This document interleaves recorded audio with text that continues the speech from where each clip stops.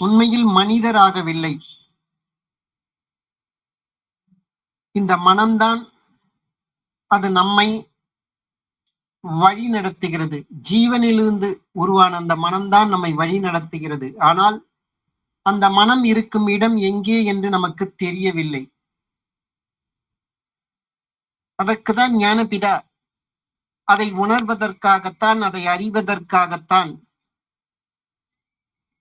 பல்வேறு உதாரணங்கள் மூலமாக இந்த இடத்துலதான் மனம் இருக்கும், அதாலதான் அங்கிருந்து தான் நமக்கு பிரகாசம் உண்டாகிறது, அதன் மூலமாகத்தான் நாம் கேட்கின்றோம், அறிகின்றோம், காண்கின்றோம். அதற்குத்தான் ஞானபிதா நமக்கு எடுத்து காட்டியிருக்கிறார். அப்ப அந்த புருவ மத்தியம் என்று சொல்லக்கூடிய அந்த அக்னி நேத்திரம், அந்த சுழுமுனை ஆகிய அந்த இடத்துலதான் நமக்குள் பிரகாசம் இருக்கிறது. அங்குதான் அந்த மனம் என்பது இருக்கிறது. அங்கு அடங்கிய மனமாக இருக்கும் போதுதான் அது ஈஸ்வரனோடு வழிகாட்டக்கூடிய அந்த தன்மையை அது பெற்றுத்தரும். சலனப்படக்கூடிய மனம் அகங்காரத்தினுடைய துணையால அது ஜீவனை அதோகதியாக்கக்கூடிய நிலையில் இருக்கும் என்பதை பற்றி தான் நம்ம பார்த்தோம். அப்போ அந்த மனம் அடங்கி இருக்கும் போதுதான் தான் தானே ஈஸ்வரன் என்று நிலை நமக்குள் ஏற்படும். அந்த மனம் சக்தியாகி வெளியில் வியாபித்து இருப்பது தான் இந்த உலகம். அதுக்குதான் இந்த இடத்துல ஒரு கேள்வி வருது 3வது அத்தியாயத்துல. தான் தானே ஈஸ்வரன் என்றும் அப்படி இருக்கின்ற தன்னுடைய சக்தி எப்ப வெளியில வியாபித்து அதிலிருந்து இந்த உலகம் உண்டாயிற்று என்று தெரிய வந்துள்ளது. இது தெரியுது. ஆனா பொதுவாக இந்த உலகத்துல பாவ புண்ணியங்கள் என்று சொல்கிறார்களே, இதன் மூலமாகத்தான் ஜனன மரணம், அதாவது பிறப்பு இறப்பு உண்டு என்று பொதுவாக சொல்லி வருகிறார்களே, இதனுடைய உண்மைத்தன்மை என்ன?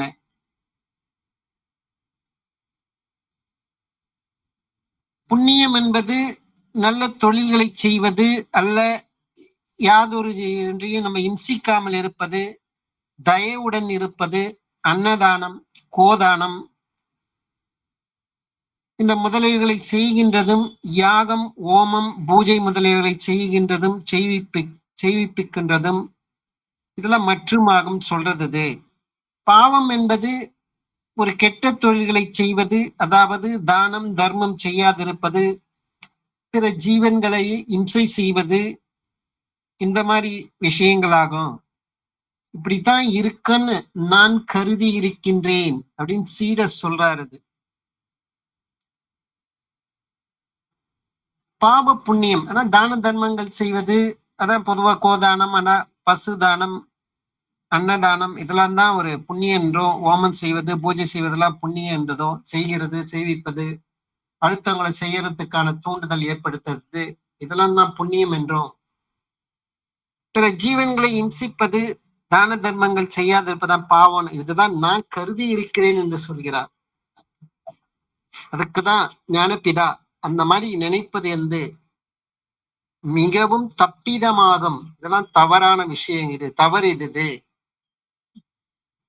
புண்ணியம் என்பது ஒரு நல்ல செய்கையோ, பாவம் என்பது ஒரு கெட்ட செய்கை என்றோ சொல்லியதா இந்த மாதிரி சொல்லியிருக்க. அது என்னன்னா, ஆனா பொதுவா பாவ புண்ணியம் செய்தால் அதை கொண்டுதான் இந்த பிறப்பு இறப்பு அப்படின்னு நீதானே இப்பதானே சொன்னது. அப்படி யோசிக்க சொல்ல உண்மையில பாவம் எது, புண்ணியம் எது? நாம் இதை அறியாமல் தான் இத்தனை காலம் நாம் இந்த உலகத்தில் அந்த உண்மைத்தன்மையை அறியாமல் இருப்புகிறோம். அதனால் தான் நம் மாயையில் மீண்டும் மீண்டும் மாட்டிக்கொள்கின்றோம். பந்தங்களுக்கு மீண்டும் மீண்டும் நம்ம ஆட்படுகின்றோம். அப்ப உண்மையில அந்த பாவ புண்ணியம் என்பது நமக்கு சொல்லி கொடுத்தவர்களும் வழிகாட்டியவர்களும் ஒரு அஞ்ஞானத்துல நம்ம பெற்றோர்களா இருந்ததால, நம்ம சுற்றி இருக்கிறதால அதை பற்றி உண்மை நிலையை நமக்கு தெரியாமல் போயிற்று. ஆனா உண்மையில் ஒரு புண்ணியம் என்றால் அந்த ஜீவன் நிம்மதியாகவும், சாந்தியாகவும், சமாதானமாகவும், ஆனந்தமாகவும் எந்த சூழ்நிலையும் இருப்பது தான் அது புண்ணியமாக இருக்கும். அது நாம் செய்கின்ற அந்த செயல்களாலேயே நம்முடைய ஜீவன் இம்சைப்படுகிறது என்றால் அது உண்மையில அது புண்ணியமாகுமா? இந்த இடத்துல ஒரு கேள்வி வருது இல்ல. அப்ப கூடவே பாத்தீங்கன்னா, யானை முதல் எறும்பு வரையுள்ள எல்லா ஜீவிகளும் புண்ணிய பாவங்களை அதான் அதுக்கு பாத்தியப்பட்டு இருக்குதுல்ல. இதுல எவையெல்லாம் புண்ணியம் செய்தது, எவையெல்லாம் பாவம் கொண்டு ஜனித்தன. இப்ப யானை என்ன புண்ணியம் பண்ணிச்சா, பாவம் பண்ணிச்சா? இல்ல எறும்பு என்ன புண்ணியம் பண்ணிச்சா, பாவம் பண்ணிச்சா? அதுக்கு அந்த மாதிரி ஒரு பிறப்பு உண்டாயிருக்கிறதே. இப்பதானே பாவ புண்ணியத்தை வச்சு பிறப்புன்றமே, அந்த மாதிரி பிறப்பு உண்டாயிருக்கே. அப்ப மனிதர்கள் ஆகிய நாம் புண்ணியத்தாலும் பாக்கி உள்ள ஜீவன்கள் எல்லாம் பாவம் என்று அப்படின்னு சீடன் சொல்லாருது. அப்ப நம்ம மனிதராக சொல்லுகின்ற நம்ம, அப்ப இந்த மனிதராக பிறப்பதற்கு வேண்டி எப்ப நம்ம புண்ணியம் செஞ்சோம், அதே மாதிரி யானை முதல் எறும்பு வரை என்று சொல்லி இருந்த யாவுமே அந்த மாதிரி அதுங்க பிறப்பு எடுப்பதற்கு எந்த மாதிரி அதுக்கு பாவங்கள் செய்தன. இதுல ஒரு கேள்வி வருது இல்ல. இதுக்கு விட சரியா கொடுக்க முடியுமா அப்படின்னு பாத்தீங்கன்னா, சீடர் சொல்றது முன் ஜென்மத்திலாகும். அப்ப முன் ஜென்மத்தில் நம்ம யாராக இருந்தோம், அப்ப இந்த ஜென்மத்துல நம்ம மனிதராக பிறக்கிறதுக்கு என்ன புண்ணியம் போன ஜென்மத்துல நம்ம செஞ்சோம், அதே மாதிரி எறும்பு முதலான யானை முதலான அந்த ஜீவிகள் முன் ஜென்மத்தில் யாராக இருந்தது, இந்த ஜென்மத்துல இந்த மாதிரி அது மாதிரி பிறக்கிறதுக்கு ஜீவிகளாக போன ஜென்மத்துல என்ன பாவம் செய்தது,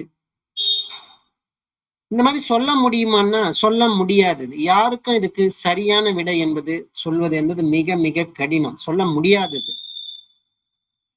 இப்ப இது உண்மையில நம்ம அனுபவத்துல இருக்கிறதா? யாராவது ஏதாவது ஜோசியக்காரன் சொன்னாடுல நம்புற மாதிரி இருக்கா? ஏன்னா ஒரு அனுபவத்துல இதெல்லாம் இருக்காதது, கிடையாதது. என்னதான் யாருன்னா எனக்கு நம்மளுக்கு நம்பிக்கையானவர்கள் சொன்னார் கூட சரியது, இது நம்ம அனுபவத்தில் கிடையாதது. அப்ப உண்மையில பாத்தீங்கன்னா, அனுபவத்துக்கு அனுபவம் இல்லாத சங்கதிகளை நம்ம நம்புவதுல ஒரு பயனும் கிடையாது, ஒரு பிரயோஜனமும் கிடையாது. அப்ப அவனுடைய அனுபவத்திற்கும் யுக்திக்கும் சுருதிக்கும் இந்த அறிவுக்கும் அதுதான் பார்த்தேன், சுருதிக்கு அனுசரித்தது எதுவோ அதைத்தான் நம்ப வேண்டும். அனுபவத்தில் இல்லாத விஷயத்தை எதுவும் நம்ப முடியாது. யார்தான் எவ்வளவுதான் சொன்னாலும் நம்ம அனுபவத்துல அது வரப்போவது கிடையாது. முன் ஜென்மத்துல நம்ம என்னவா இருந்தோம் அப்படி தெரிஞ்சுக்கிறதுக்கு. அதே மாதிரி பிற ஜீவன்களும் அந்த மாதிரி இருக்கிறதுக்கு எப்படி இருந்தது என்பது நமக்கு தெரியாதது. நம்ம அனுபவத்துல கிடையாது. முன் ஜென்மத்துல நம்ம போயா பார்க்க போறோம், அதுக்கான வாய்ப்பு இருக்கா? கிடையாதுல்ல. அப்ப யுக்திக்கும் சுருதிக்கும் அறிவுக்கு இந்த மாதிரி எட்டாத விஷயங்களை, நடைமுறை வாழ்க்கையில செயல்படுத்த முடியாத இந்த விஷயங்களை அதை நம்ப வேண்டாம். ஏனென்றால் எறும்பு முதல் நாம் உட்பட எவ்வளவு சிருஷ்டிகள் இந்த உலகத்தில் கேட்கப்படுகின்றதோ, காணப்படுகின்றதோ, அறியப்படுகின்றதோ, இவையெல்லாம் ஒரே ஜீவனாகும். ஏன்னா அவரவர்களுக்கு இருப்பது அவரவர்களுக்கு ஒரு ஜீவன் தான் இருக்கு அவங்க உடம்புல. அந்த ஜீவனுடைய பிரதிபலிப்பு தான் உலகத்துல பல ஜீவன்களாக நம்ம வெளி தோற்றத்துல நம்ம பார்த்து கொண்டிருக்கின்றோம். ஏன்னா நம்மிலிருந்து பிரதிபலிக்கப்பட்டது. அதுதான் நம்ம திருப்பி பார்த்துட்டு இருக்கோம். அப்ப இருக்கிறது எல்லாம் ஒரே ஜீவன் தான். அந்த மாயையாலதான் அதனுடைய உடல் வித்தியாசம் பல்வேறு ஜீவிகளாக நமக்கு தெரிகிறது. உண்மையில ஜீவன் என்பது அது ஒண்ணுதான். இப்ப வித்தியாசமாக காணப்படுவது எதுன்னு பாத்தீங்கன்னா இந்த உருவ வித்தியாசம்தான்.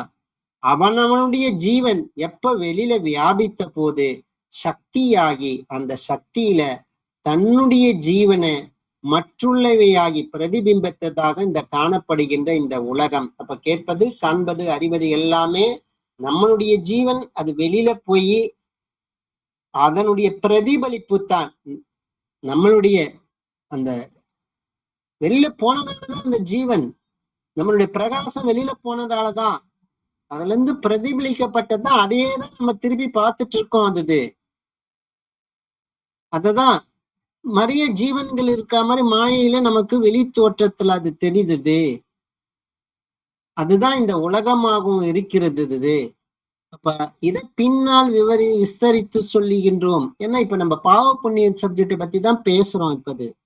இப்ப அந்த சப்ஜெக்ட பத்தி பேசுனா ட்ராக் மாறி போயிடும். அதுக்குதான் அது தனியாக 6ஆம் அத்தியாயத்துல இத பற்றி விளக்கம் கேட்பது, காண்பது, அறிவது எல்லாம் உலகத்துல எத்தனை ஜீவிகள் இருக்கிறதோ எல்லாமே ஜீவன் ஒண்ணுதான். எல்லாத்துக்கும் உயிர் என்பது ஒண்ணுதான். அதனுடைய உருவங்கள் என்பதுதான் அந்த மாயையினுடைய விளைவால பல்வேறு வகையாக நமக்கு தோன்றுகிறது. ஏன்னா அது நம்மிலிருந்து அது பிரதிபலிக்கப்பட்டதுதான் அது. இதுதான் 6ஆம் அத்தியாயத்துல ஞானபிதா நமக்கு தெளிவுபடுத்துறாரு. இப்ப பாவ புண்ணியத்தை பத்தி தான் அதை பத்தி தான் இப்ப சொல்றாரு. இத பின்னால் விவரித்து சொல்கிறோம் என்ற முறையில இப்ப பாவ புண்ணியத்தை பத்தி இத சொல்றாரு. இப்ப புண்ணிய பாவங்களை கொண்டதாகும் பிறப்பு இறப்பு அப்படின்னா, இப்ப இந்த உலகத்துல ராஜாக்கள் என்று அபிமானித்து வருவர்களும் பாத்தியப்பட்டதுன்னா அவங்களுக்கும் அது சம்பந்தப்பட்டதுன்னா, அந்த காலத்துல ராஜாக்கள் மந்திரிகள், இந்த காலத்துல பாத்தீங்கன்னா நாட்டை ஆளக்கூடியவர்கள், ஒரு பிரதமரோ இல்ல ஒரு மினிஸ்டரோ எம்எல்ஏவோ எம்பியோ ஏதோ ஒரு கவுன்சிலரோ நாட்டை ஆளக்கூடியவர்கள், அவங்களுக்கும் இந்த பாவ புண்ணியத்துல அது பந்தப்பட்டு இருக்கிறதுல. அப்ப புண்ணிய பாவாதிகளை செய்தனால் தானே அந்த குண தோஷங்களை எப்ப அனுபவிக்கிறது? ஒரு பாவமா புண்ணியமே சேர்ந்தா அதனுடைய பலனை நம்ம எப்ப அனுபவிக்க முடியும்? அப்போ முன் ஜென்மத்தில் செய்தது இந்த ஜென்மத்திலும், இந்த ஜென்மத்தில் செய்த அடுத்த ஜென்மத்தில் அனுபவிக்கும் சீடன் சொல்றாரு. அது எப்படி அனுபவிக்கிற? அந்த மாதிரி எப்படி முடியாதது? இப்போ இந்த பாவத்துக்கு இந்த தண்டனை தான் சொல்லிட்டு நம்மளுடைய அனுபவத்துல சரியா தெரியல. போன ஜென்மத்துல என்னவா இருந்தா என்ன பாவமான எதுவுமே தெரியல. அப்ப எதுவுமே தெரியாத விஷயத்த போன ஜென்மத்துல பண்ணது இந்த ஜென்மத்துல நம்ம அனுபவிக்கிறோம். இந்த ஜென்மத்துல பண்றது அடுத்த ஜென்மம் நமக்கு இருக்கா இல்லையான்னு எதுவுமே தெரியாதது. இதை எப்படி நம்ம அடுத்த ஜென்மத்தை அனுபவிக்கிறோம்னு சொல்லிட்டு நம்ம அனுபவத்துக்கு இது வராத விஷயமாகத்தானே இருக்கிறது.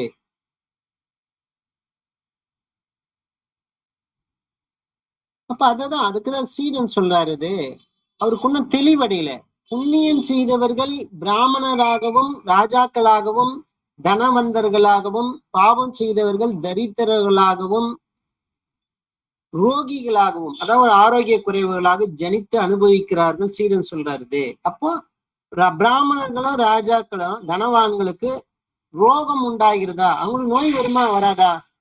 நோய் என்பது யாரு முறையாக தன்னுடைய உடலை ஆரோக்கியமாக பராமரிக்காமல் இருக்கிறார்களோ அவர்களுக்கு அது இயல்பாதானே அது வரக்கூடியது. எங்கேயோ தன்னுடைய உடலை பராமரிக்கிறதுல ஒரு ஜாக்கிரதை இல்லாம நிலையில இருக்கிறதால தானே அந்த ஆரோக்கிய குறை ஒன்றது வருது. அது எல்லாருக்கும் அது பாதிக்கப்பட்டது தானே. அது ஏழைன்னா பணக்காரன்னா ஜாதி இல்லை, இதுல எதுவுமே கிடையாது இல்ல. அப்ப சீடன் சொல்றது என்னன்னா, பிராமணர்கள் ராஜாக்கள் தனவான்களும் ரோகம் உண்டாகிறதா இல்லைன்னா அவங்களுக்கு வருதுன்னு உடனே வருதுன்னு சொல்ல முடியும். அது காரணம் என்னன்னா அவர்கள் எக்காலத்தில் செய்த பாவமாகும் பார்த்தீங்கன்னா முன்ஜென்மத்தில் செய்தது சீடன் சொல்றாரு. அப்படின்னா அவர் எப்படி பிராமணர்கள் என்றும் ராஜாக்கள் எப்படி ஆகிறார்கள், தனவந்தர்களாக எப்படி அப்படின்னா நாமும் இந்த மாதிரி இப்ப சொன்ன பிரகாரம் உள்ளவர்களாய் ஜனிக்க வேண்டும் அல்லவா? அதே மாதிரி தானே ஜனிக்கணும்.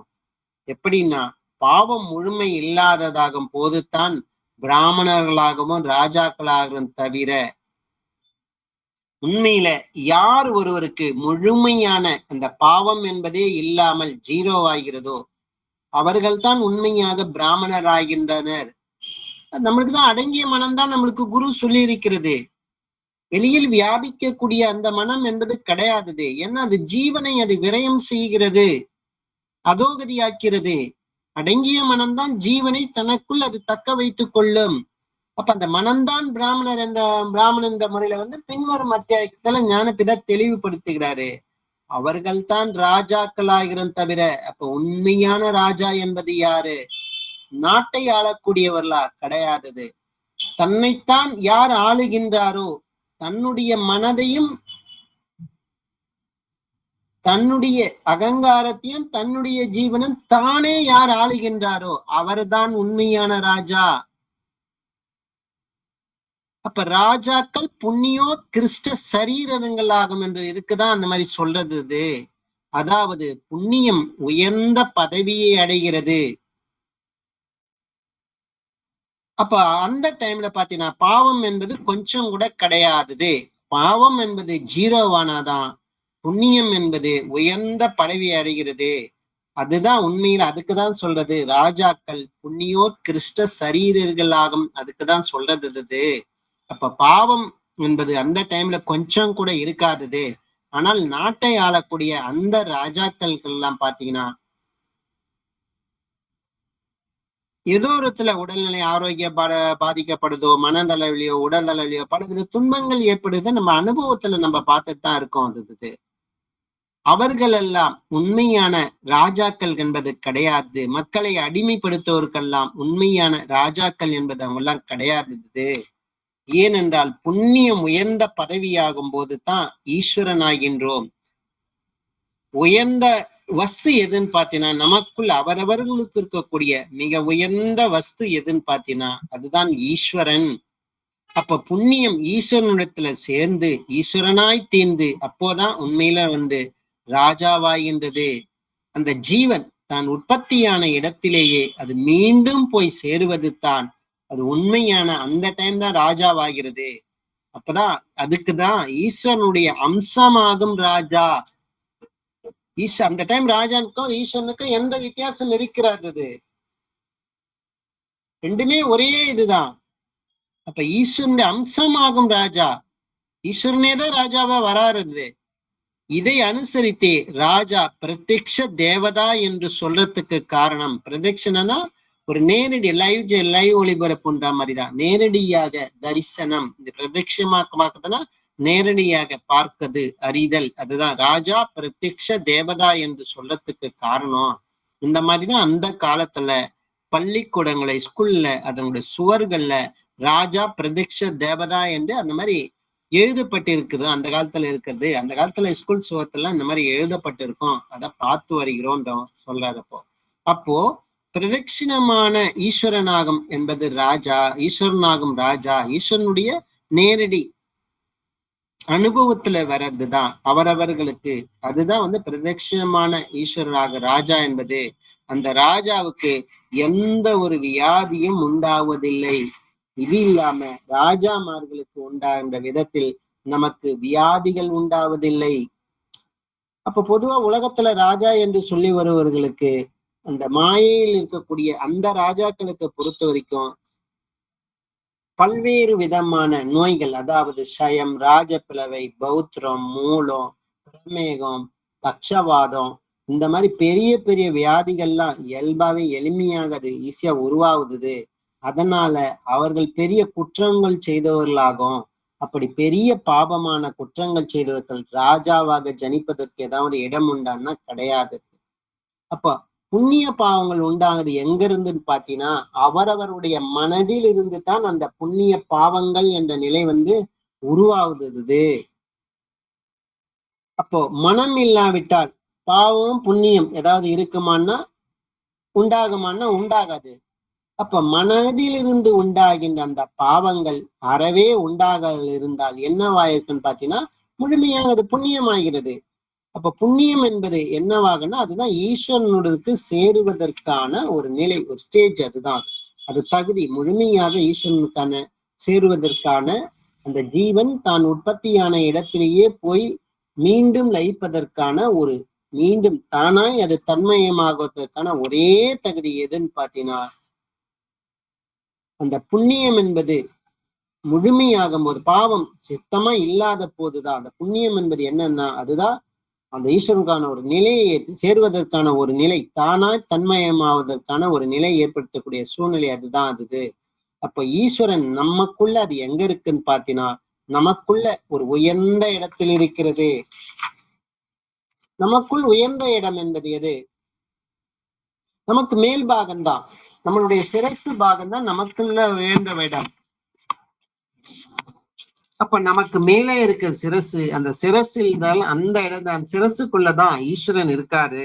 அப்ப மேல சிரசில் இருக்கிற அந்த ஈஸ்வரனிடத்துல சேர்ந்து ஒரே நிலையாக அந்த ஜீவன் இருக்க வேண்டும் என்று வேணும்னா அப்ப ஈஸ்வரனிடம் ஒரே கதியாக இருக்க வேண்டும்.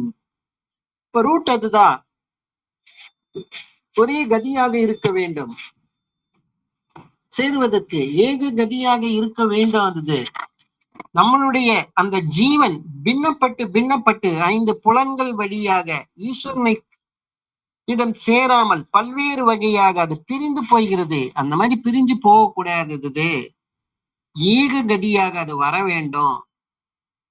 அது ஈஸ்வரனுக்குரிய நேராக இந்த பிரம்மந்தத்தை தட்டி திறக்கக்கூடிய அந்த நிலைக்கு அந்த கதி வரணும். அந்த அவஸ்தைக்குத்தான் புண்ணியோத் கிருஷ்டம் என்று சொல்வது. அதாவது புண்ணியம் உட்கிருஷ்டமாகிய சரீரம் என்பதுதான் ஈஸ்வரர். அதாவது புண்ணியம் உயர்ந்த பதவியாய் வந்த சரீரிகள் யாரோ அவர்களாகும். இந்த இடத்துல சரீரிகள் என்பது எதுன்னு பாத்தீங்கன்னா ஜீவ சக்தியான வாயுவை தான் இந்த இடத்துல சரீரம் என்று சொல்வது. அப்ப புண்ணியம் உயர்ந்த பதவினா அந்த ஜீவசக்தியான வாயு கொஞ்சம் கூட வெளியில வியாபிக்காமல் அதனுடைய உற்பத்தி ஸ்தானத்திலேயே கொண்டு போய் சேரக்கூடிய நிலைதான் வந்தா புண்ணியம் உயர்ந்த பதவியாக இருக்கிற அந்த ஜீவனுக்கு அது உயர்ந்த பதவியாக இருக்கிற அது சரீரமாக அமையுது. அவர்தான் உண்மையில ஈஸ்வரர். அது கொண்டுதான் அவரை தான் இதை வச்சுதான் அவருக்கு ஈஸ்வரனுடைய அம்சமாகும் ராஜா என்று சொல்றதுக்கு இதுதான் காரணம்.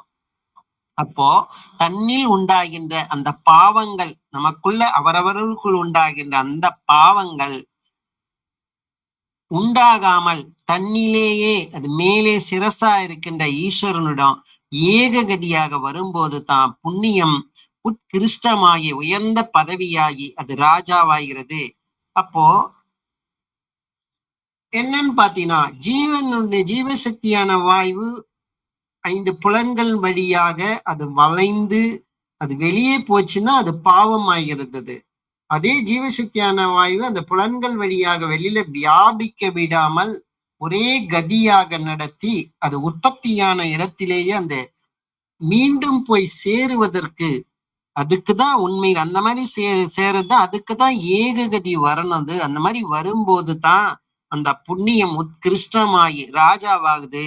அப்போ ஒரு இதே நிலையை உலகத்துல சண்டாளன் என்று சொல்லப்படுகின்ற ஒரு 4ஆம் வர்ணவத்தர் அந்த அப்படின்னு சொல்லக்கூடியவருக்கு இந்த பிரகாரம் உண்டாச்சுன்னா அவர் யாராகிறார்?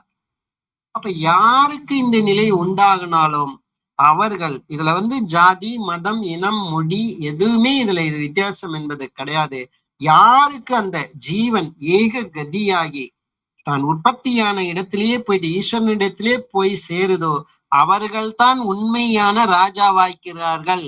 அதுக்கான தகுதி பாத்தீங்கன்னா மற்ற ஜாதியோ மதமோ இனமோ மொழியோ எதுவுமே கிடையாது. யாரெல்லாம் அதுக்கான முயற்சி செய்து அதுக்கான வழிமுறையில நடைமுறை வாழ்க்கையில செயல்படுத்தி அந்த நிலை அடைகிறார்களோ அவர்கள் எல்லாம் தான் உண்மையான ராஜாக்கள் ஆகிறார்கள். அப்போ இப்ப ராஜா என்று சிருஷ்டி இந்த உலகத்துல இருக்கான்னு பாத்தீங்கன்னா உண்மையில கிடையாது. அப்ப எப்படி ஆகும் இந்த உலகத்துல எப்படி சொல்றாங்க பாத்தீங்கன்னா அவனுடைய தொழிலை வச்சுதான் ஒரு ஜாதியோ ஒரு மதமோ இன்னும் பிரிச்சு வச்சிருக்காங்க. அது எப்படின்னா தன்னுடைய சக்தி அது வெளியில வியாபித்து பல விஷயங்கள்ல போய் பதிகிறது, பந்தப்படுது.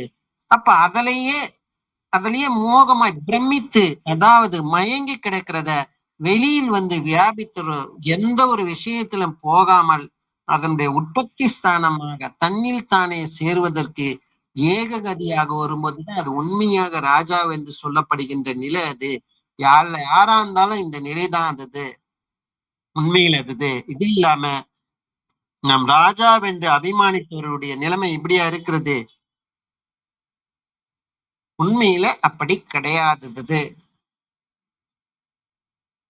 அப்போ உலகம் அப்போ முழுவதும் வியாபித்திருக்கின்ற ஜீவிகளுக்கு சமமாக அனுபவிக்க வேண்டியது சொத்தை அவன் என்ன பண்றான்னா இப்ப ராஜாக்கள் என்று சொல்லவர்கள் இந்த காலத்துல பார்த்தோன்னா அரசியல்வாதிகள் சொல்லலாம், இல்ல மற்ற பெரிய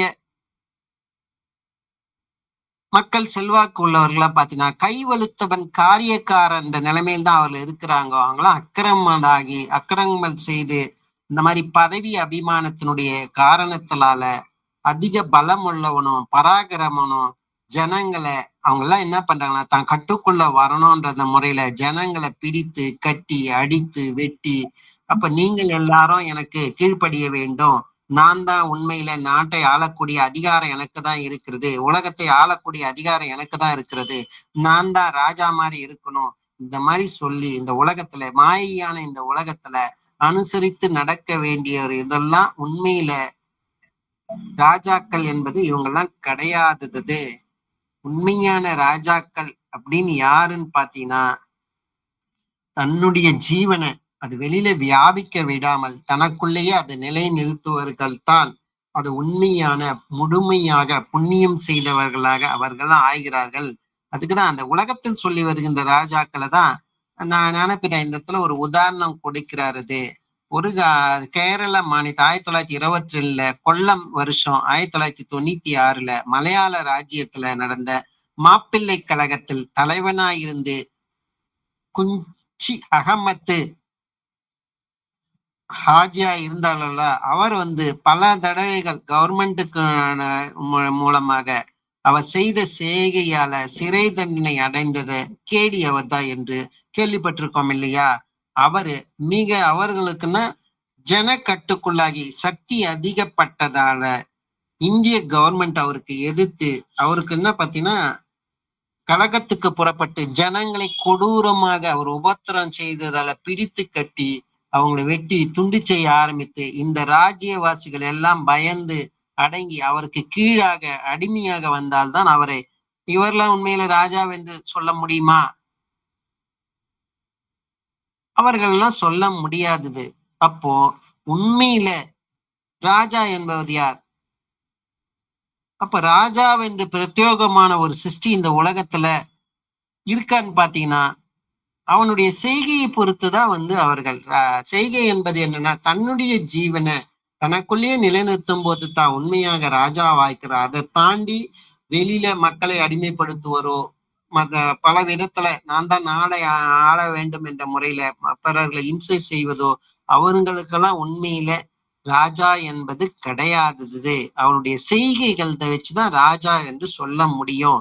அப்ப உண்மையில சுகிருதம் துஷ்கிருதம் என்பது இன்னதென்று அறியாமல் இருக்கிறதால தவறாக இந்த மாதிரி அபிமானியத்திற்கு நம்ம இடம் உண்டாயிட்டு அப்ப பாவம் நசிக்கிறது, அப்ப புண்ணியம் இல்லாமல் ஆகிறது.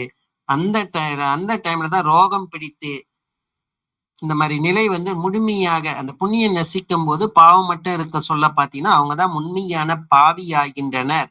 அப்ப சுகிர்தம் துஷ்கிருதம், சுகிர்தம் என்றால் புண்ணியம், துஷ்கிருதம் என்றால் அது பாவம் என்ற நிலை ஏற்படுகிறது. யாரெல்லாம் தன்னுடைய ஜீவசக்தியான வாய்வை காப்பாற்ற தெரியாமல் வெளியில 5 புலன்கள் வழியாக வெளியில வியாபித்து அந்த ஜீவனுக்கு நஷ்டத்தை ஏற்படுத்துகிறார்களோ அவர்கள் எல்லாம் பாவம் செய்கிறார்கள். யாரெல்லாம் தன்னுடைய ஜீவன் அதனுடைய உற்பத்தியான இடத்திலேயே அதனுடைய சக்தியை விரயம் செய்யாமல் தனக்குள்ளேயே அது நிலைநிறுத்துகிறார்களோ அவர்கள் தான் உண்மையான புண்ணியம் செய்தவர்கள் என்ற முறையில தான் இந்த அத்தியாயத்துல பின்வரும் பகுதிகளை ஞானபிதா நமக்கு அது தெளிவான விளக்கம் கொடுக்கிறாரு. அதை தொடர்ந்து நாளைக்கு நம்ம பார்க்கலாம். அனைவருக்கும் ஆத்ம நமஸ்காரம்.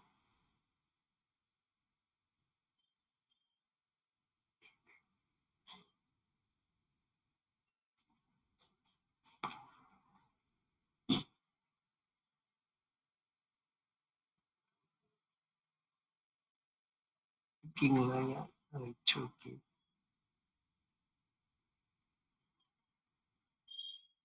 ரமேஷ் ஐயா இருக்கீங்களா?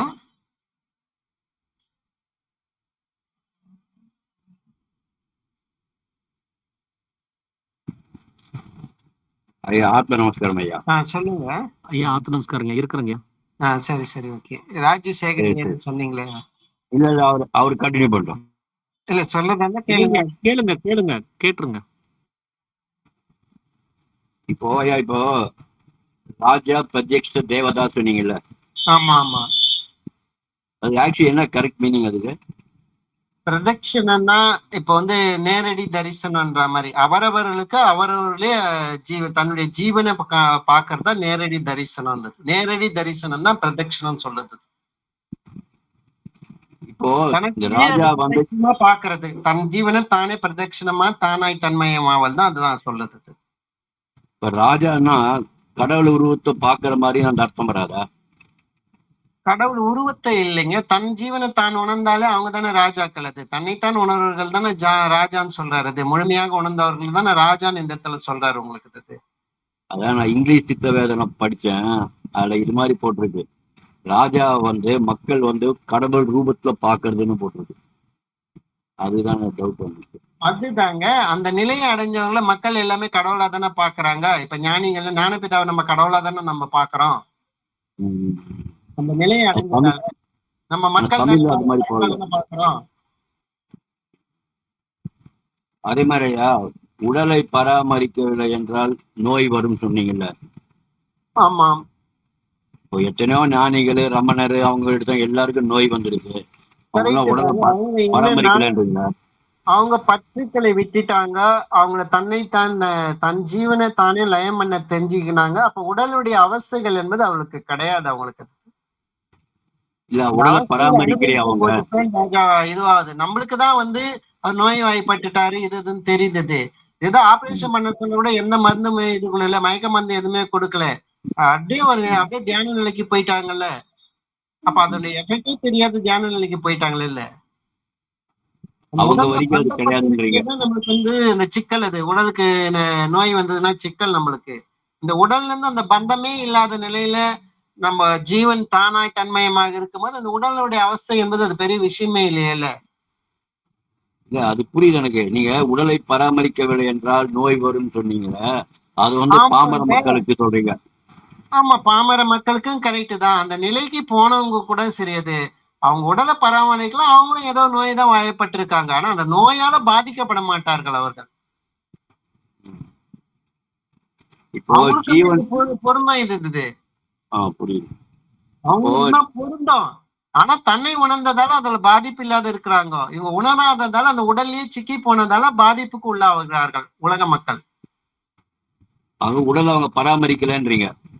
ஆமாங்க, அது கரெக்ட் தாங்க. இல்லைன்னா நோய் ஏன் வரப்போகுது? அதுதான். அதுக்குன்னு செய்ய வேண்டியது செய்யலைன்னா எதுக்குமே வரதான் செய்யும். அது உடலுக்கு அதுதான். கரெக்டான முறையில பராமரிக்கிற அந்த இல்லைன்னா அதுக்கான எஃபெக்ட் வரதானே செய்யும். அது புரியுதுங்களா? நம்ம என்னதான் நம்ம இது பண்ணாலும், நான் என்ன ஞானபிதா காப்பாத்துறேன்னு சொல்லிட்டு டிராபிக் ரூல்ஸை ஃபாலோ பண்ணலன்னா என்ன ஆகும்? தான் ஆகும்.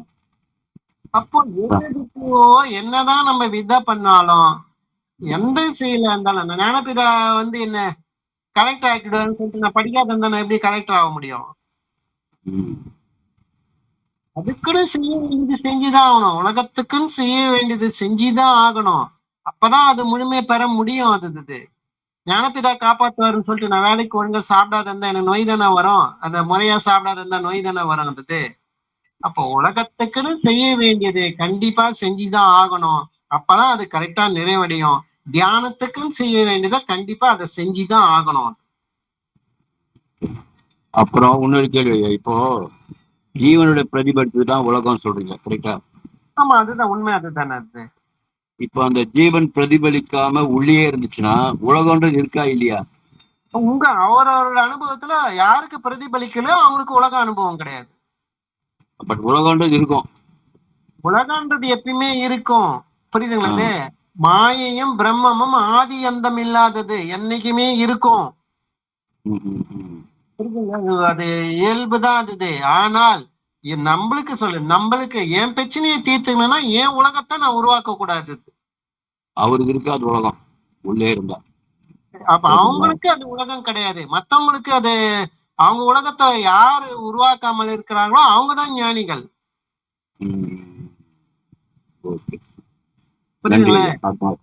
அப்படிதான் வரும் உங்களுக்கு. அதே சொல்லிட்டாரு, மாயை உருவாச்சு அப்புறம் தானே மனம் உருவாச்சுன்னு. அப்ப மாயைக்கு ஆதி அந்தம் இல்லையேன்னு சொல்லிட்டாரு. அது பிரம்மத்துக்கும் ஆதி அந்தம் கிடையாது. ஈஸ்வரனுக்கு இந்த ரெண்டு நிலைமைக்கும் கிடையாது. இது உலக சேம பிரயாசிக்கல இருக்குது அந்த மாதிரி. அது இப்ப உலகம் என்பது எப்பயுமே இருக்குந்தான். ஆனால் நம்மளுடைய உலகத்தை ஜெயிக்கணும்னா எனக்குள் உருவாகக்கூடிய உலகத்தை நான் உருவாக்காமல் இருந்தாதான் நான் அதை வெல்ல முடியும். அது ஏன் பிரச்சனை? அது உங்க உலகம், அது உங்க பிரச்சனை, அது நீங்க தான் அதை சரி பண்ணிக்கணும். அதான் அதான் ஐயா, ஒரு பாட்டு கூட இருக்கு, உள்ளத்திலே இருப்பதுதான் உலகம் கண்ணா, அது புரிந்து கொண்டால் துன்பம் எல்லாம் விலகும் கண்ணா. உலகம் அதுதான் நம்ம உள்ளத்துல தான் இருக்கு. அதான் யாரெல்லாம் உலகத்தை உருவாக்குறாங்களோ, உருவாக்கிட்டா அதனுடைய நல்லது கெட்டதை அனுபவிச்சுதான் ஆகணும், வேற வழியே கிடையாது. ஓகே, நன்றி ஐயா, ஆத்மாஸ்காரம். சரிங்க, ஓகே, ஆத்ம நமஸ்காரம். உடம்பினுடைய சகலவிதமான பாகங்களிலும் பரவி எப்பொழுதும் விட்டு பிரியாமல் சிநேகம், மோகம் முதலிய கெட்ட வழக்கங்களை உண்டாக்கி கொண்டிருக்கின்ற ராகத்து வேசாதிகளான விருப்பு வெறுப்பு எனும் பெரும் வியாதிகள் யார் ஒருவரால் வேறொரு அறுக்கப்படுகிறதோ அந்த அசாதாரண வைத்தியருக்கே நமஸ்காரம்.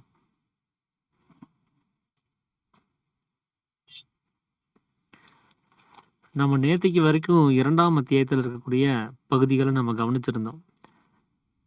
மனமே குரு அப்படின்னும், அந்த மனமானது அதனுடைய உற்பத்தி ஸ்தானத்தில் அடங்கி இருக்கும் பொழுது அது புரோகிதராக ஈஸ்வரனை காட்டி கொடுக்கக்கூடிய ஒரு வழிகாட்டியாக அது இருக்கும் அப்படிங்கிறதையும் நம்ம புரிஞ்சுக்கிட்டோம். நாம் அதை தொடர்ந்து இன்னைக்கு பார்க்க இருக்கிற ஒரு விஷயம் என்ன அப்படின்னா, சித்த வேதத்துல 3ஆம் அத்தியாயத்துல பாவம்னா என்ன, புண்ணியம்னா என்ன அப்படிங்கிறது. ஏன்னா ஈஸ்வரனை நம்ம தரிசிக்கிறதாக இருந்தாலும் சரி, ஈஸ்வரனோட லயிக்கிறதாக இருந்தாலும் சரி, மோட்சம்ங்கிற ஒரு விஷயத்தை அடையிறதாக இருந்தாலும் சரி, உலகத்துல வந்து அதுக்கு தகுதியாக என்ன சொல்ல வருது அப்படின்னு சொன்னா, புண்ணியம் செய்திருந்தால்தான் மோட்சம் கிடைக்கும், புண்ணியம் செய்திருந்தால்தான் இறைவனை கவனிக்க முடியும், புண்ணியம் செய்திருந்தால்தான் இறைவனோட ஐக்கியமாக முடியும்னா சொல்லி வர்றாங்க. அப்போ புண்ணியம்னா என்ன, பாவம்னா என்னன்னு நமக்கு முதல்ல தெரிஞ்சிருக்கணும். சின்ன வயசுல இருந்து நமக்கு வந்து எதெல்லாம் பாவம் எதெல்லாம் புண்ணியம்னு சொல்லி வர்றாங்க இந்த உலகத்துல அப்படிங்கிறத கவனிச்சு பார்த்தோம்னா, எதெல்லாம் நல்ல செயல்கள் அப்படின்னு சொல்லி அவங்க குறிப்பிடுறாங்களோ, அன்னதானம் பண்றது, எளியோர்களுக்கு உதவுறது, ஆபத்து காலத்துல இருக்கிறவங்களுக்கு உதவுறது, மற்ற ஜீவிகளை இம்சை செய்யாம இருக்கிறது, பூஜை புனஸ்காரங்களை செஞ்சு இறைவனுடைய வழிபாட்டு முறைகளை மேற்கொள்றது, விரதங்கள் அனுஷ்டிக்கிறது, மந்திர உச்சாடனங்கள் செய்யறது, இப்படி இது எல்லாமே வந்து புண்ணியம் அப்படிங்கிற ஒரு நிலைமையில இந்த உலகமானது சொல்லி கொடுத்துருக்கு. பாவம் அப்படின்னு சொன்னா மற்ற உயிர்களுக்கு இம்சை செய்யறது, ஆபத்து காலத்துல இருந்தும் கூட நம்ம உதவி செய்யாம இருக்கிறது, நம்மளால உதவி செய்ய முடிஞ்சும் கூட செய்யாமல் இருக்கிறது. அப்போ இறை நம்பிக்கை இல்லாமல் நம்மளுடைய ஆசா பாசங்களுக்கு துணை போய் நம்ம இஷ்டத்துக்காக வேண்டி வாழ்றது, இறைவன் பத்தின சிந்தனை இல்லாமல் இருக்கிறது, இதெல்லாமே பாபம் அப்படின்னு சொல்லி ஒரு கணக்கா இங்க சொல்ல வருது. ஸோ இந்த ரெண்டையுமே நம்ம ஆழ்ந்து கவனிச்சு பார்த்தோம் அப்படின்னு சொன்னா, செயல்களினுடைய அடிப்படையில தான் இந்த பாபம் புண்ணியம்ங்கிறது பிரிக்கப்படுறதுக்கு பார்த்துருக்க முடியும். நாம செய்யக்கூடிய செயல் அது நல்ல செயலா கெட்ட செயலாங்கிறத பொறுத்து தான் அது பாபமா புண்ணியமாங்கிற ஒரு கணக்குக்குள்ளாரே வர்றத நம்மளால கவனிக்க முடியுது. ஆனா சாமி என்ன சொல்றாருன்னா, செயல்களினுடைய அடிப்படையில பாவம் புண்ணியமானது வர்றது கிடையாது அப்படிங்கிறது தான் அவருடைய ஒரே ஸ்டேட்மெண்ட். ஸோ அதைத்தான் இந்த அத்தியாயத்துல வந்து சாமி வந்து விளக்கம் கொடுக்கறதுக்காக முயற்சி பண்ணியிருக்கிறார். அப்படி செயல்களினுடைய அடிப்படையில நாம புண்ணியவனாக இருக்கிறோம் அப்படின்னு சொன்னா, அது எந்த வகையாக புண்ணியம் செஞ்சு வந்திருக்கிறோம் அப்படின்னு சொல்லி கேட்டோம்னா, முன்னாடி ஜென்மத்துல யார் யாரெல்லாம் நல்ல செயல்களை செஞ்சாங்களோ அவங்கெல்லாம் மனிதன் அபிமானிச்சிருக்கக்கூடிய நம்மளாகவும், அதே முன்னாடி ஜென்மங்கள்ல யார் யாரெல்லாம் பாவம் செய்திருந்தாங்களோ அவங்கெல்லாம் நாம இப்போ உலகத்துல கவனிக்கக்கூடிய மிருகாதிகளாகவும் பிறந்ததாக சொல்லப்படுது. இந்த புண்ணியம் பாவம் அப்படிங்கிறது அப்போ எறும்பு முதல் யானை வரைக்கும் இருக்கக்கூடிய எல்லாரையும் பாதிக்கப்படுறத நம்மளால இந்த ஸ்டேட்மெண்ட் மூலமா தெரிஞ்சுக்க முடியுது. இப்ப எல்லாருமே இதுக்கு விதிவிலக்கு கிடையாது, எல்லாருமே இதோட பாதிக்கப்படுறாங்க. செய்த செயலினுடைய அடிப்படையில அடுத்த ஜென்மங்கள்ல மனிதராகவோ மிருகமாகவோ பிறக்கிற ஒரு பிறப்பை அவங்க சந்திக்கிறத நம்ம கவனிக்க முடியுது. சரி, இப்ப நாமெல்லாம் வந்து புண்ணியம் செய்ததால மனிதன்கிற ஸ்தானத்தை அடைஞ்சிட்டோம் அப்படின்னு ஒரு நிலைமை எடுத்துக்கிறதா இருந்தா, என்ன நல்ல காரியம் செஞ்சு இந்த புண்ணியம்ங்கிற இந்த ஸ்தானத்தை அடைஞ்சு நாம மனிதனா பிறந்து வந்தோம் அப்படின்னு கேட்டா தெரியாது.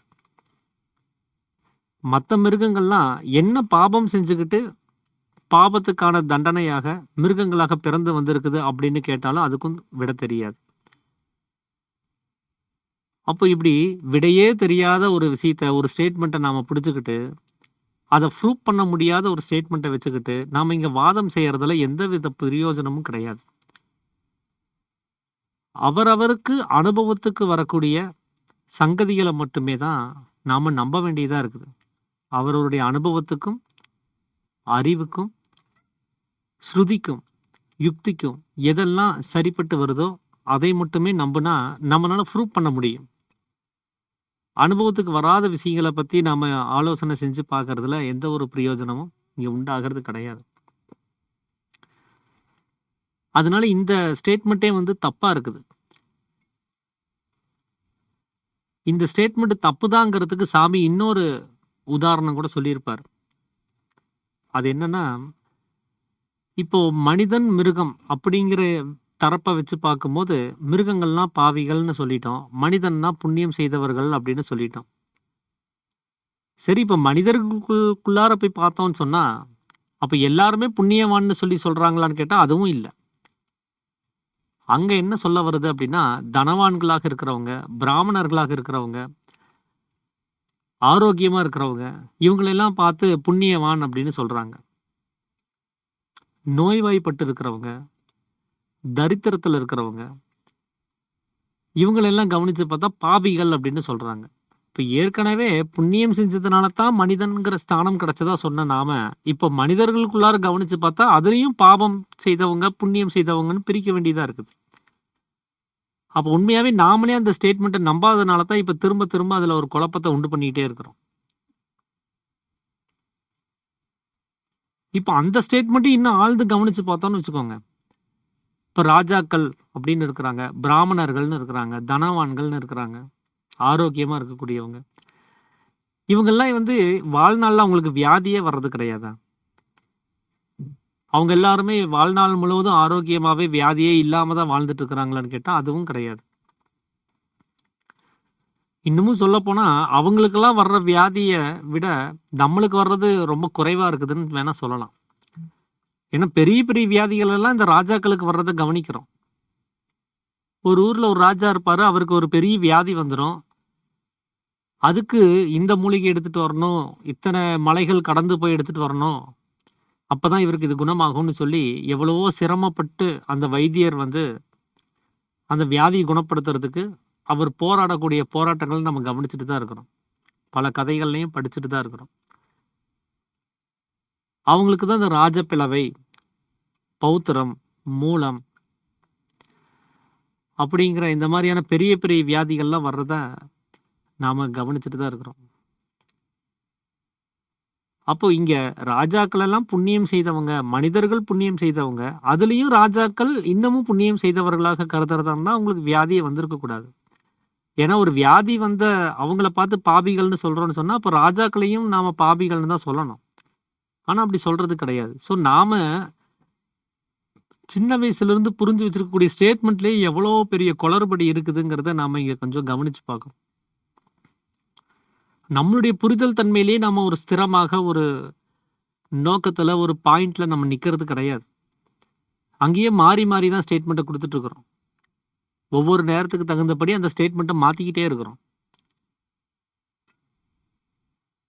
ஏன்னா உண்மையாவே ராஜாக்கள் அப்படிங்கிறவங்க வேதங்கள்ல எந்த வகையா சொல்லப்பட்டிருக்குது அப்படின்னா புண்ணியோத்கிருஷ்ட சரீரிகள் அப்படின்னு சொல்லி அந்த ராஜாக்களை சொல்றாங்க. ராஜா பிரதீக்ஷ தேவதா அப்படின்னு சொல்லி சொல்றாங்க. ராஜாவே கண் கண்ட தெய்வம். அப்ப இந்த ராஜாக்களுடைய அந்த ஸ்தானத்தை எதுக்கு நிகரா வச்சிருக்கிறாங்க அப்படின்னா ஒரு கடவுளுக்கு நிகரா வைக்கக்கூடிய ஸ்தானத்துலதான் வச்சிருக்கிறாங்க வேதங்களை பொறுத்த வரைக்கும். இப்ப நாம ராஜாக்கள்னு சொல்லி இங்க யார் அபிமானிச்சுட்டு இருக்கிறோமோ அவங்களெல்லாம் கவனிச்சு பார்த்தோம்னா அவங்களுக்கு இந்த வியாதிகள்லாம் வர்றதை ஒப்பிட்டு பார்க்கும்போது அவங்களை எப்படி கடவுளுக்கு நிகரா வைக்க முடியும்? புண்ணியோத்கிருஷ்ட சரீரிகள்னு சொன்னா புண்ணியம் அப்படிங்கிறது உயர்ந்த ஸ்தானமா இருக்குது. அந்த உயர்ந்த ஸ்தானத்தை அடைந்த சரீரிகளுக்கு எப்படி வியாதி வர்றதுக்கு வாய்ப்பு இருக்குது? அவங்க எப்படி நம்மள மாதிரியே கஷ்டப்படுறதுக்கு ஒரு வாய்ப்புங்கிறது எப்படி ஏற்படும்? அப்போ வேதங்கள்ல சொல்லப்பட்ட ராஜாக்கள்ங்கிறது வேற. நாம ராஜாக்கள்னு அபிமானிச்சுட்டு இருக்கக்கூடிய நிலைமைகள்ங்கிறது வேற. நாம யார ராஜாக்கள்னு நம்பி வச்சிருக்கிறோம்? மக்கள புடிச்சு, அடிமைப்படுத்தி, இந்த தடி எடுத்தவன்லாம் தண்டால்காரன் அப்படின்னு சொல்றபடி, யார் யாரெல்லாம் தன்னுடைய அதிகாரத்தையும், தன்னுடைய வலிமையையும் எளியோர் மேல காமிக்க முடியுமோ காமிச்சு, அவங்களெல்லாம் தன்னுடைய பேச்ச கேட்கும்படி செஞ்சு, ஒரு கூட்டத்தாரை ஏற்படுத்தி, அவங்களுடைய நன்மதிப்புல அடைஞ்சு, அவங்களுக்கு மத்தியில ஒரு நல்ல ஒரு மதிப்ப அடைஞ்சு, தன்னை ஒரு தலைவராக பாவிச்சுக்கிட்டவங்க. அப்படி சாமி வாழ்ந்த காலத்துல ஒருத்தர் இருந்ததா கூட அவர் ஒரு ஸ்டேட்மெண்ட் வந்து அதுல சொல்லியிருப்பார். 1922ஆம் வருடத்துல மலையாள தேசத்துல குன்னி முகமது ஹாஜி அப்படின்னு சொல்லக்கூடிய ஒரு கலகக்காரர், ஒரு பிரச்சனையை ஏற்படுத்தக்கூடியவர், அரசாங்கத்துக்கு எதிராக போராட்டங்களை நடத்தக்கூடியவர், மக்களை தூண்டி கலவரங்களை ஏற்படுத்தக்கூடியவர், அவருக்கு எதிராக வழக்குகள் பதியப்பட்டு அவரு பலமுறை சிறைக்கு சென்ற ஒரு கைதி, ஒரு ரவுடி. அவரை அந்த காலத்துல மக்கள் வந்து அவருக்கு பயந்து போய் அவரை ராஜாவாக கொண்டாடின அந்த விஷயத்தெல்லாம் நம்ம கவனிச்சுட்டு தான் இருக்கிறோம். அப்ப இப்படிப்பட்ட ஒரு நிலைமையில இருக்கிறவங்க எப்படி ராஜாங்கிற நிலைமைக்கு வர முடியும்? எப்படி இறைவன்கிற ஸ்தானத்தை அவங்களுக்கு கொடுக்க முடியும்? அப்போ உண்மையிலேயே நாம நினைக்கக்கூடிய, நாம அபிமானிக்கக்கூடிய அந்த ராஜாக்கள் வேதங்கள்ல சொல்லப்பட்ட ராஜாக்கள் அல்ல. அது நாம நினைக்கக்கூடிய ராஜாக்களை கவனிச்சு பார்த்தோம்னு சொன்னா, அவருடைய பையன் நாளைக்கு வளர்ந்ததுக்கு அப்புறம் பட்டத்து இளவரசனாக வந்ததுக்கு அப்புறம் அடுத்தது அவர் ராஜாவா வந்து அமர்ந்துருவார்.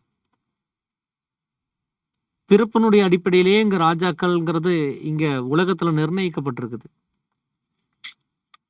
ஆனா வேதங்கள்ல இருந்து சாமி சொல்ற வரைக்குமே ராஜா என்று ஒரு தனி சிருஷ்டி அல்ல அப்படிங்கிறது தான் இங்க சொல்ல வர்றாங்க. அது யாரோ ஒருத்தர், அந்த ஒரு பரம்பரையில வரக்கூடியவங்க, அவங்க மட்டும்தான் ராஜா அப்படிங்கிற ஒரு எண்ணமும் கூட இங்க ஏற்படுறதுக்கு வாய்ப்பு இல்லை. யார் யாரெல்லாம் அந்த தகுதியான நிலைமையை அடையறதுக்கு முயற்சி செய்யறாங்களோ அத்தனை பேருமே ராஜாக்களாக உருமாற முடியும். அதனால பிறக்கிறதுனுடைய அடிப்படையில ராஜாக்களுடைய நிலைமை கிடையாது. அது அவங்க உங்களுடைய அந்த புண்ணியம் அடையக்கூடிய அந்த செய்கையினுடைய அடிப்படையில தான் அவங்க ராஜாவாக மாறுறது. ஆனா புண்ணியம்ங்கிறது எந்த வகையிலையும் செயல்களை அடிப்படையாக கொண்டது அல்ல. புண்ணியம் அப்படிங்கிறது அது உயர்ந்த பதவி. அது ஈஸ்வரனை அடைவதற்கான வேண்டிய ஒரு பதவி. ஈஸ்வரனை விட இந்த உலகத்துல வேற எதுவும் பெருசு கிடையாது. அப்படி ஒரு பெரிய ஒரு ஸ்தானத்தை அடையறதுக்கான ஒரு வழிமுறை தான் இந்த புண்ணியம்ங்கிறது. அப்படிப்பட்ட அந்த புண்ணியமா இருக்கக்கூடிய ஸ்தானத்தை அடைந்திருக்கக்கூடியவங்க தான் ராஜாக்கள் அப்படிங்கிறது. அப்ப புண்ணியம் அப்படிங்கிறது என்ன அப்படின்னா சுகிர்தம் அப்படின்னு அதுக்கு பேரு. பாபம் அப்படின்னு சொன்னா துஷ்கிருதம் அப்படின்னு பேரு. சுகிர்தத்தினுடைய நேர் எதிரானதுதான் துஷ்கிருதம் அப்படிங்கிறது. அப்போ சுகிர்தம் அப்படிங்கிற ஒரு பொருள் அது கெட்டு போனதுனால துஷ்கிருதமா மாறி இருக்குது. அந்த சுகிர்தம்ங்கிற பொருள் நசிஞ்சு போனதுனால அது துஷ்கிருதமாக மாறி இருக்குது. அந்த சுகிர்தம்ங்கிற பொருள் இருக்க வேண்டியது அது இல்லாமல் ஆனதுனால துஷ்கிருதம்ங்கிற ஒரு நிலைமை அது உண்டாயிருக்குது. அப்போ சுகிர்தம் அப்படிங்கிறது துஷ்கிருதம்ங்கிற நிலைமை இல்லாதது, அதுக்கு நேர் எதிரானது. கொஞ்சமேனும் பாபம்ங்கிறது இல்லாததுதான் புண்ணியம்ங்கிறது.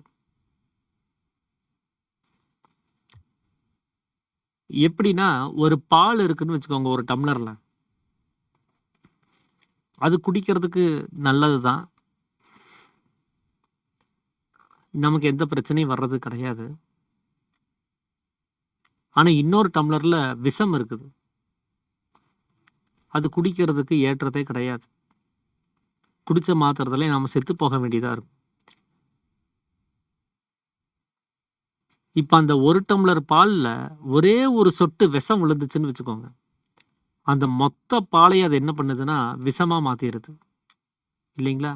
ஒரே ஒரு சொட்டு தாங்க விஷம் விழுந்திருக்குது. ஆனா 1 டம்ளர் பால் இருக்குது. அத குடிங்கன்னு சொன்னா யாராவது குடிக்க முடியுமா? ஏன்னா அது அந்த புண்ணியமா இருக்கக்கூடிய அந்த பால முழுவதுமாக அந்த ஒரே ஒரு சொட்டு துஷ்கிருதம், அந்த பாபம் வந்து கெடுத்துருது.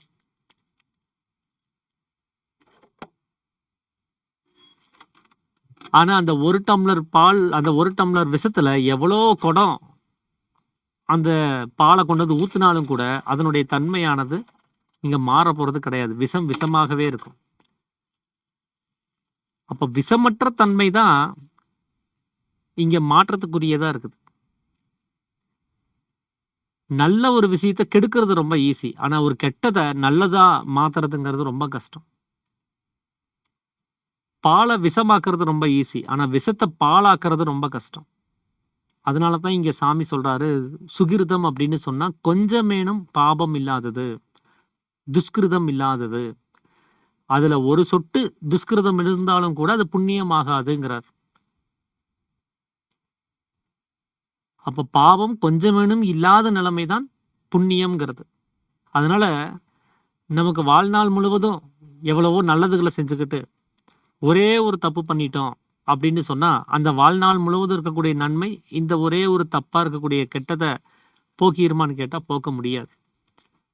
அந்த மொத்த நல்லதையுமே சேர்த்து இது கெடுத்துரும். பிறக்கும்போது எல்லாருமே யோகினா தானே இருக்கிறோம். எல்லாருமே சரியான நிலைமையில தான் இருக்கிறோம். அவர் வளர்ந்து வந்துகிட்டே இருக்கிறாரு. 25வது வயசுல ஒரு பாவம் பண்றாருன்னு வச்சுக்கோங்க. அந்த 25 வருஷம் அவர் வாழ்ந்த அந்த வாழ்க்கையவே அந்த ஒரே ஒரு பாவம் அந்த பேர போக்கிருது. திருடிட்டான் அப்படின்னு சொன்னா, அவனுக்கு திருடன்ங்கிற பட்டத்த உடனே அது குடுத்துருது. ஆனா 25 வருஷம் அவன் திருடல. ஒரே ஒரு நாள் தான் திருடுனான். ஆனா அந்த 25 வருஷம் வாழ்ந்த அந்த திருட்டில்லாத அந்த நிலைமை அங்க முற்றிலும் காணாம போயிருது. அன்றையிலிருந்தே அவன் திருடன்ங்கிற ஸ்தானமானது அவனுக்கு கிடைக்க ஆரம்பிச்சிருது. அவன் திருடன் இல்லங்கிறத அவன் வாழ்நாள் முழுவதும் ப்ரூவ் பண்ண முடியாது. வேற எங்கேயாவது திருட்டு போனா கூட போலீஸ் என்ன பண்ணுவாங்க, பழைய ஹிஸ்டரி எடுத்து பாருங்க. அந்த ஏரியால வேற யாரு அக்யூஸ்டுன்னு பாருங்கன்னு சொல்லிட்டு அவன கூப்பிட்டு விசாரிச்சுக்கிட்டே தான் இருப்பாங்க. போலீஸுக்கு தெரியாட்டினா கூட நமக்கு தெரிஞ்சுச்சுன்னா, அவன் மேல ஒரு சந்தேக கண்ணு இருந்துகிட்டே இருக்கும். ஒருவேளை இவன் பண்ணியிருப்பானோ, ஏற்கனவே பண்ணவன் தானே அப்படின்னு சொல்லி நாம யோசிக்க வேண்டியதா இருக்கும். அப்போ நாம பிறக்கும்போது நாம நல்லவனாக இருக்கக்கூடிய அந்த நிலைமை, நம்முடைய காலம் முடியிற வரைக்குமே அத காப்பாத்தி வைக்கிறதுக்கு பேரு தான் ரொம்ப பெரிய ஒரு விஷயமா இருக்குது. ஒரு இடத்துல ஒரு சின்ன தப்பு நடந்தாலும், அது மொத்த வாழ்க்கையுமே அது வீணடிச்சிடுற மாரி தான், இந்த சுகிர்தம் அப்படின்னு சொல்லக்கூடிய புண்ணியமானது நமக்கு ஏற்கனவே கொடுக்கப்பட்டிருக்குது. அத நாம என்ன பண்றோம்னா, ஒரு பாவம் செஞ்சு அத துஷ்கிருதமா முழுவதுமாக மாத்தி வச்சிடுறோம். அந்த ஒரே ஒரு பாபம் போதும் நாம நசிஞ்சு போறதுக்கு. அதனால இந்த மாரி பாவங்கள செய்றவங்க கண்டிப்பாக இறைவனுடைய ஸ்தானத்தை அடைந்த ஒரு நிலைமையில, அவருக்கு நிகரான நிலைமையில யாரையும் இருத்தி இங்க பார்க்க முடியாது. கொஞ்சமேனும் பாவம் இல்லாத ஒருத்தர் யார் இருக்கிறாங்களோ, அவங்களத்தான் நம்ம ராஜாக்கள்னு சொல்ல வேண்டியதா இருக்கும். இப்ப பாலசுப்ரமணிய குறிப்பிட்டபடி இப்ப இருக்கக்கூடிய அரசியல்வாதிகள கவனிச்சு பார்த்தா, அவங்க எவ்வளோ தவறுகள் செய்றாங்கங்கிறத புரிஞ்சுக்க முடியுது. இல்ல எந்த தவறும் பண்ணல, அவர் ஊழலே பண்ணலன்னா கூட, அவர் குடுத்த வாக்குறுதிய நிறைவேத்தலன்னு சொன்னாலே அதுவே பாபம் ஆயிருதே. வாக்க காப்பாத்தாம போறதே பாபம் ஆயிருது. அப்ப எப்படி பார்த்தாலுமே உங்களுக்கு இன்னொருத்தர அடிமைப்படுத்தக்கூடிய ஒரு செயலையாவது செய்ய வேண்டியதா இருக்குது. அப்போ புண்ணியமானது நமக்குள்ளார ஏற்கனவே இருக்கக்கூடியது. அது துஷ்கிருதமாக மாறாமல் பாதுகாக்கிற வேலைய செய்யறது தான், இங்க நம்ம இறைவன அடையறதுக்கான ஒரே வழி. புண்ணியத்தை புண்ணியமாகவே பாதுகாக்கிறது தான் நம்மளுடைய வேலை. இனி புதுசா ஒரு செயல செஞ்சு புண்ணியம் சேர்க்க வேண்டியது கிடையாது. இருக்கிற புண்ணியத்த காப்பாத்திக்கணும். அவ்வளவுதான். அது ஏற்கனவே நமக்கு கொடுக்கப்பட்டிருக்குது. அந்த நல்ல பேர் பிறக்கும் போதே கொடுக்கப்பட்டிருக்குது. அந்த நல்ல பேரை பாதுகாக்கிறது தான் வாழ்நாள் முழுவதும் இருக்கக்கூடிய டாஸ்க்.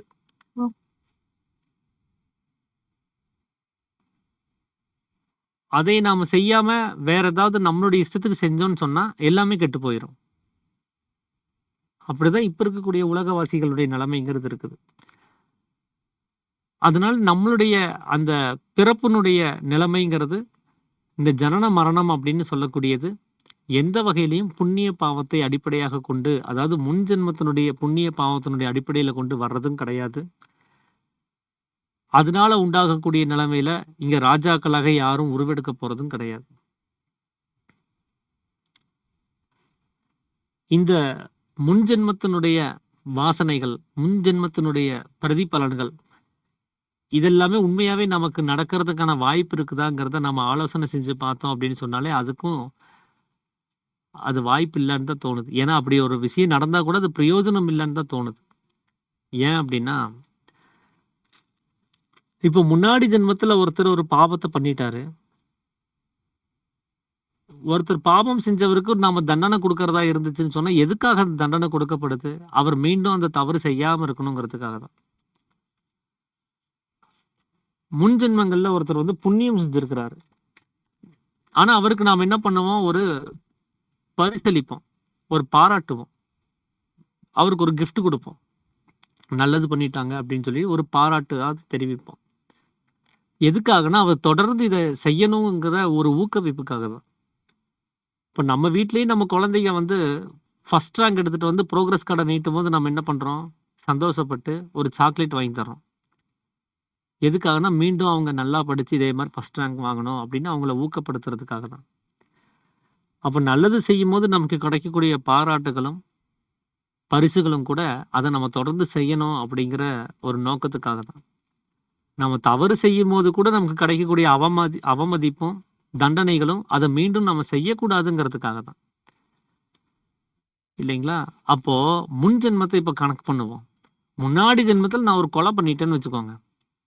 இந்த ஜென்மத்துல எனக்கு ஒரு தண்டனையை கொடுக்குறாங்க. இந்த தண்டனை இந்த சந்தர்ப்பத்துல இன்னார நீ கொன்னுட்ட, அதனால உனக்கு கிடைச்ச தண்டனை அப்படின்னு சொன்னாதான் நான் திருந்த முடியும். இல்ல எனக்கு ஒரு பரிசு கிடைச்சிருக்குது, ஒரு நல்ல ஒரு மதிப்பும் மரியாதை கிடைச்சிருக்குது. இது நீ முன் ஜென்மத்துல இன்னாருக்கு நீ செஞ்ச உதவினால இந்த நல்லதுக்காக வேண்டி உனக்கு இது கிடைச்சிருக்குதுன்னு யாராவது சொன்னாதான் அதை நான் தொடர்ந்து ஊக்கத்தோட நான் செய்யறதுக்கு எனக்கு ஏதுவா இருக்கும். இப்படி நாம இந்த ஜென்மத்துல செய்யக்கூடிய நாம் அனுபவிக்கக்கூடிய எந்த ஒரு செயல்களுக்குமே முன் ஜென்மத்துல இருக்கக்கூடிய கணக்குகளை கவனிச்சு பார்த்து இங்க சொல்றதுக்கே ஆள் இல்லை.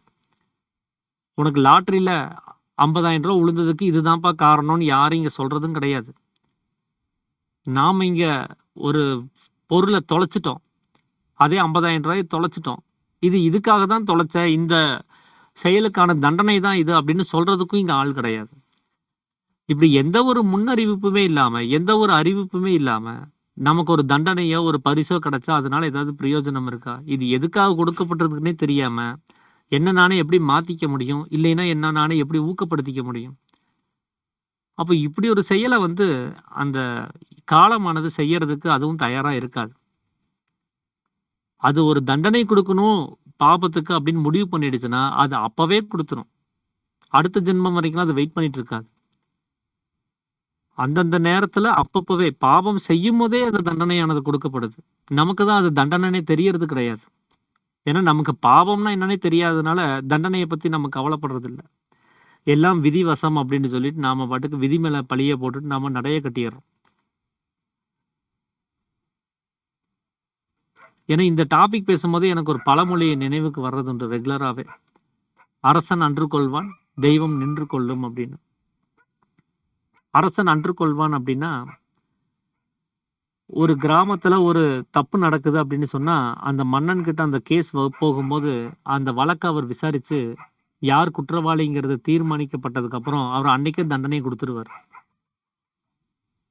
அவருக்கு சாட்சியமும் அதுக்கான சந்தர்ப்பத்துக்கான தடயங்களும் அவர் கண்ணுக்கு பற்றுச்சுன்னு சொன்னா உடனே தண்டனையை வழங்கிடுவார். அவனை தூக்கி சிறையில் அடைங்க, ஒரு நேரம் மட்டும் சாப்பாடு போடுங்க, இல்லைன்னா அவனோட சிரசை சேதம் பண்ணிருங்க, தலைய வெட்டிருங்க அப்படின்னு சொல்லி ஏதாவது ஒரு தண்டனை அவர் கொடுத்துருவார் குற்றத்துக்கு தகுந்தபடி.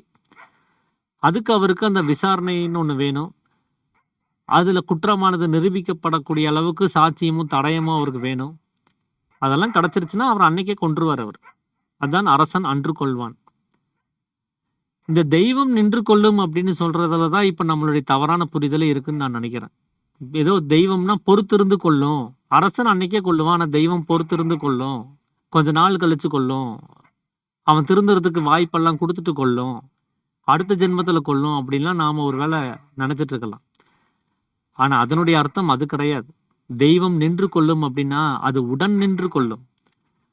அதுக்கு எந்த ஒரு சாட்சியமும் தேவை கிடையாது, அதுக்கு தடயங்கள் தேவை கிடையாது, அதுக்கு விசாரணை செய்ய வேண்டியது கிடையாது. நாம் செய்யக்கூடிய பாவத்தை அது கண்ணோட அது பார்த்துக்கிட்டே இருக்குது.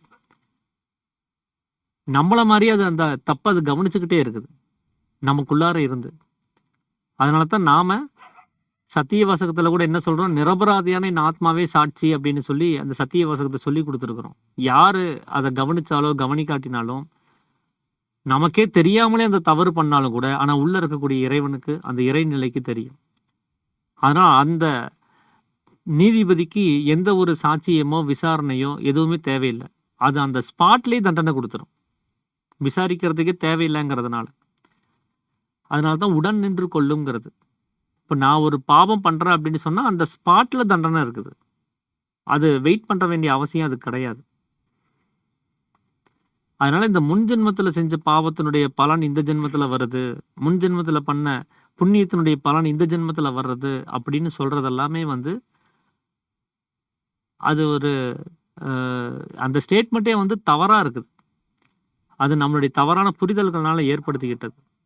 அந்தந்த ஜென்மத்திலேயே அதுக்கான பலன்களை கொடுத்தாதான் அவங்கவுங்க உணர முடியும். இந்த ஜென்மத்துல பண்ணதுக்கான தண்டனை எனக்கு இப்பவே கொடுத்தாதான் நான் கொஞ்சம் சிந்திச்சு பார்ப்பேன், இப்ப நான் ஏன் இவ்வளவு மோசமான நிலைமைக்கு போனேன், ஓ நம்ம இவருக்கு இதெல்லாம் செஞ்சிருக்கிறோம்ல, அவருக்கு அதெல்லாம் செஞ்சிருக்கிறோம்லன்னு நான் சிந்திக்க முடியும். நான் ஒரு நல்ல நிலைமைக்கு போனா கூட நான் திரும்பி என்னால பார்க்க முடியும், எதனால நான் இவ்வளவு நல்ல நிலைமைக்கு வந்தேன், ஓ இந்த மாதிரி புண்ணிய காரியங்கள்லாம் செஞ்சதுனால இருக்குமோ அப்படின்னு ஒரு யூகத்திலேயே அதனால புரிஞ்சுக்க முடியும். ஆனா போன ஜென்மத்துல இருக்கக்கூடிய பதிவுகள் எல்லாம் எரேஸ் பண்ணி விட்டுட்டு ஒரு தண்டனையையும் மதிப்புகளையும் பாராட்டுகளையும் மட்டும் கொடுத்தோம் அப்படின்னு சொன்னா அதுல எந்த ஒரு பலனும் உண்டாகிறது இல்லை. அந்த மாதிரியான ஒரு தேவையில்லாத அந்த வேலைகளை இந்த காலம் செய்யறதும் கிடையாது. இப்ப நாம் அனுபவிக்கக்கூடிய புண்ணியமாகட்டும் பாவம்ங்கிற ஒரு நிலைமைகளாகட்டும் எல்லாமே இந்தந்த ஜென்மத்தை சார்ந்ததாவே இருக்குது. அதனால இதுல முன் ஜென்மம் இருக்கா இல்லையா அப்படிங்கிற ஒரு ஆராய்ச்சிக்குள்ளாரே சாமி போகல. அது அவனவனுடைய அனுபவத்துக்கும் யுக்திக்கும் எது சரியா இருக்குதோ அதை அவங்க பொருத்தி பார்த்துக்கிட்டோம் அப்படின்னு அவங்களுடைய பொறுப்புல அவர் விட்டுட்டார்.